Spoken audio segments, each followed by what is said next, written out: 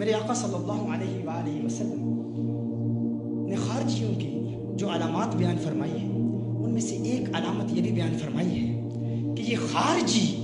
یہ اولیاء کے گستاخ جو شب و روز ایک ہی محنت کرتے ہیں، یہ ہمیں اولیاء سے دور رکھنے کی کوشش کر رہے ہیں، اللہ کے ولیوں سے دور کرنے کی کوشش کر رہے ہیں۔ کیوں کر رہے ہیں؟ کیونکہ جو اللہ کے ولی سے دور ہو جاتا ہے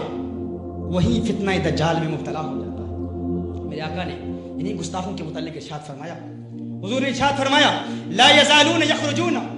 حتی تخرج آخرهم مع المسیح الدجال۔ یہی خارجی جن کے متعلق حضور اکرم صلی اللہ علیہ وسلم نے واضح الفاظ میں ارشاد فرما دیا، ان کی علامتیں بیان فرما دی۔ والدین کہتے ہیں بتاؤ کن سے دور رکھنا ہے اور کن کی صحبت میں رکھنا ہے، ہمیں سمجھ میں نہیں آتا، قرآن میں بہت مشکلات ہیں، ہم نہیں سمجھ سکتے۔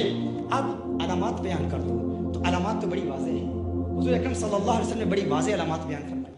حضور نے ارشاد فرمایا، ان کی داڑھیوں کے متعلق ارشاد فرمایا، ان کے چہرے کو متعلق ارشاد فرمایا اکثریت نوجوان ہوں گے، فرمایا لوگوں کو مشرک کہیں گے، شرک اور بدعت کے فتوے لگائیں گے، قرآن بہترین پڑھیں گے، بہت اچھا قرآن پڑھیں گے، لیکن ان کا قرآن ان کی حلق سے نیچے نہیں اترے گا، اور یہاں تک ارشاد فرما دیا کہ لوگوں کو مشرک کہیں گے، لوگوں کو بدعتی کہیں گے۔ ایک علامت میرے آقا نے ارشاد فرمائی وہ یہ ہے کہ یہی وہ طبقہ ہے جو دجال کے ساتھ اتحاد کر لے گا، جو دجال کے ساتھ خروج کرے گا۔ اب سوال یہ پیدا ہوتا ہے، جو آج ہمیں اولیاء اللہ کو پکارنے کی بنیاد پر مشرک کہتے ہیں، جب ہم یا رسول اللہ کی صدائیں بلند کرتے ہیں یہ ہمیں مشرک کہتے ہیں، ہم پر شرک کے فتوے لگاتے ہیں، آخر یہ دجال کو خدا کیوں مانیں گے؟ یہ شرک کیوں کریں گے؟ یہ دجال کو خدا کیوں مانیں گے؟ یہ سوال پیدا ہوتا ہے جو ہمارے یا رسول اللہ کہنے کی بنیاد پر ہمیں مشرک کہتے ہیں، یہ دجال کو خدا کیوں مان لیں گے؟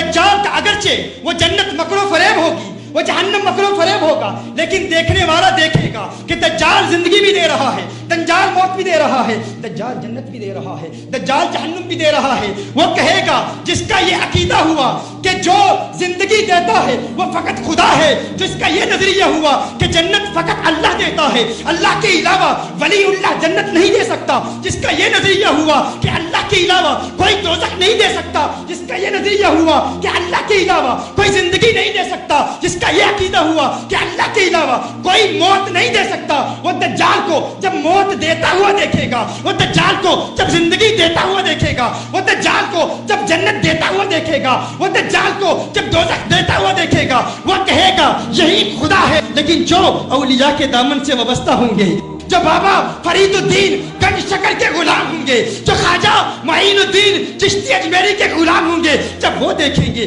دجال زندگی بھی دے رہا ہے، دجال موت بھی دے رہا ہے، دجال جنت بھی دے رہا ہے، دجال جہنم بھی دے رہا ہے، دیکھیں گے کہ لوگ دجال کے اسی دعوے کی بنیاد پر دجال کو خدا مان رہے ہیں، تو بابا فرید کا غلام کہے گا ارے میرا شیخ بھی جنت دیتا ہے، وہ ولی اللہ ہے، اللہ کا عبد ہے، اللہ کا بندہ ہے، وہ جنت دے کر خدائی کا دعویٰ نہیں کرتا، اس کافر کو خدا کیوں تسلیم کر لوں؟